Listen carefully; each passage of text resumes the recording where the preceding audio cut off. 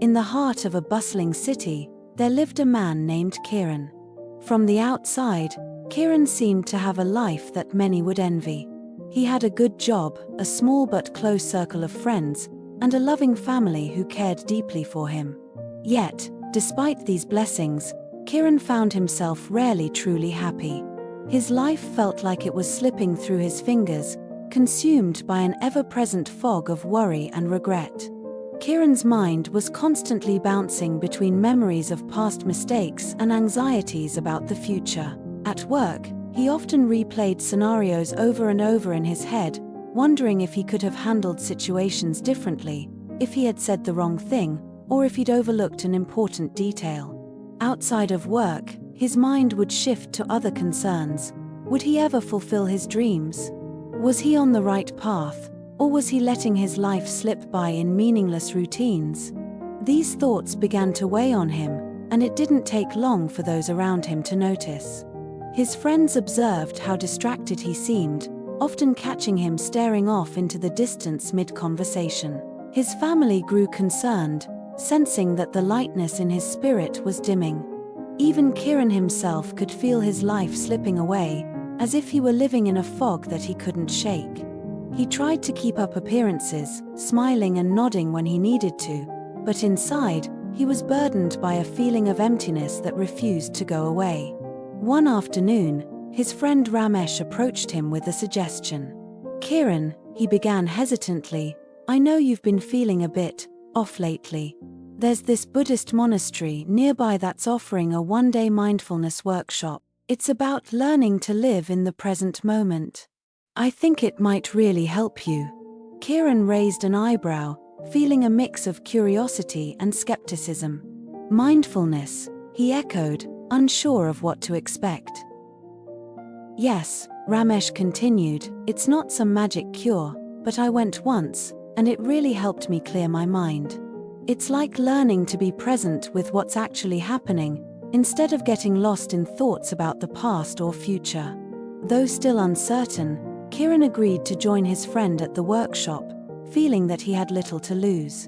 The next day, they arrived at the monastery, an oasis of calm amidst the chaos of the city. The serene environment made Kiran feel like he'd stepped into another world. Towering trees cast cool shadows over the monastery's stone pathways, and the faint sound of chanting monks filled the air with a sense of peace he hadn't felt in years. In a quiet hall, the workshop was led by a gentle monk named Bant. He welcomed the small group warmly and invited them to sit comfortably. Bant began by guiding them through simple breathing exercises, teaching them to focus on the rhythm of each inhale and exhale, to notice the sensation of air filling their lungs and leaving their bodies. Kiran tried to keep his mind on his breath, though it was hard. His mind kept wandering, distracted by random thoughts and worries that floated in and out. But Bant encouraged them gently, saying, "When your mind wanders, just gently bring it back to the breath. It's normal." After an hour of guided breathing and gentle meditations, Bant spoke to the group about the importance of living in the present. "Many people," he began, "are like people at a festival who never see the show. They're there, but they're always looking down, distracted, worried about the past or anxious about the future. They miss everything that's happening right in front of them." Kiran listened intently as Bant shared a quote from the Buddha: "Do not dwell in the past, do not dream of the future, concentrate the mind on the present moment." These words struck Kiran deeply, as if they were meant just for him. His entire life felt like it had been spent replaying old mistakes or fearing for the future, never truly living in the now. The monk continued, "Life is not what happened yesterday or what might happen tomorrow. Life is happening now, in this moment. When you drink tea, truly taste the tea. When you walk, feel each step. And when you are with someone, really be with them, not lost in thoughts. This is the key to peace." As Kiran absorbed Bant's words, something in him shifted. He realized how much of his life he had missed because he was never truly present. He had been so focused on what had been or what might be that he'd rarely paid attention to what actually was. That evening, as Kiran walked home, he decided to try Bant's advice. He felt the coolness of the evening breeze on his face, noticed the warmth of the streetlights casting long shadows on the ground, and heard the faint sounds of laughter from nearby homes. For the first time in a long while, he felt a glimmer of calm, a sense of peace that had eluded him for years. The next morning, Kiran resolved to continue practicing mindfulness. As he brewed his coffee, he tried to stay present, savoring the aroma and warmth of the mug in his hands. At work, when thoughts about past mistakes surfaced, he gently redirected his focus back to his current task. He reminded himself, over and over, to bring his attention back to the present moment. Slowly but surely, he noticed that his mind felt less cluttered, and he was calmer and more engaged in his work.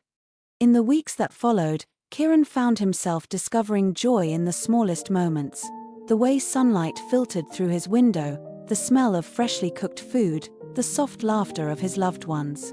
The fog of regret and worry began to lift, replaced by a sense of presence and peace that he had never known. Life's moments were no longer blurring together.